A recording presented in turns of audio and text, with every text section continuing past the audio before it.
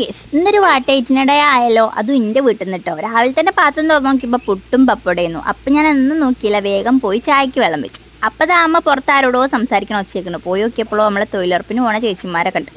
അത് കഴിഞ്ഞ് കുറച്ച് കഴിഞ്ഞപ്പോൾ അമ്മമ്മയും മാമയും വന്നിട്ടുണ്ട്. പിന്നെ പ്രകൃതി ഭംഗി ആസ്വദിച്ച് ചായ കുടിക്കാമല്ലോ എന്ന് വിചാരിച്ചപ്പോൾ തന്നെ കൈ കുത്തിയില്ല. അപ്പയ്ക്ക് ഋതു നീച്ചു. പിന്നെ ഓനെ പല്ലേപ്പിച്ച് സുന്ദരനാക്കി ഞാനും ഓനും കൂടിയും കഴിച്ചു. അമ്മമ്മ വെറുതെ അല്ല വന്നത്, കുറച്ച് പഴുത്ത മാങ്ങയും കൊണ്ടാണ് വന്നത്. അങ്ങനെ അതും കഴിച്ചു കേട്ടോ.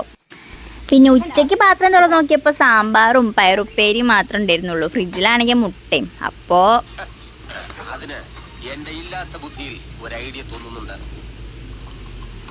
കറികൾ കുറേ ഉണ്ടെങ്കിലും മുട്ട കണ്ടാൽ പിന്നെ പൊരിച്ചൊന്നുമില്ലെങ്കിൽ ഒരു സമാധാനം ഉണ്ടാവില്ല. നിങ്ങൾക്ക് അങ്ങനെയാണെങ്കിൽ കമൻറ്റ് ചെയ്യട്ടെ. അങ്ങനെ ചോറ് വിളമ്പി സാമ്പാറും പയറുപ്പേരിയും പപ്പടവും ഓംപ്ലേറ്റും ഒക്കെപ്പാടെ കൂട്ടി ഞാനും ഋതുവും കൂടിയും കഴിച്ചു. അങ്ങനെ ഉച്ചയ്ക്ക് കുശാലേ. പിന്നെ പുറത്തു പോയി വന്നപ്പോൾ അമ്മ കുറച്ച് മുട്ടായിയും ബേക്കറി കൊണ്ടുവന്നിട്ടുണ്ടായിരുന്നു. അപ്പോൾ ഋതു കൊലുമുട്ടായും ഞാനും ഒക്കെയും കഴിച്ചു. പിന്നെ ഒരു 4 മണിയായപ്പോൾ ഒരു ചായയും പിന്നെ കപ്പയും മീൻകറിയും ഉണ്ടായിരുന്നു. പിന്നെ പുഴമീൻ കിട്ടിയിട്ടുണ്ടായിരുന്നു. അപ്പം അമ്മ അത് നന്നാക്കുകയാണ്.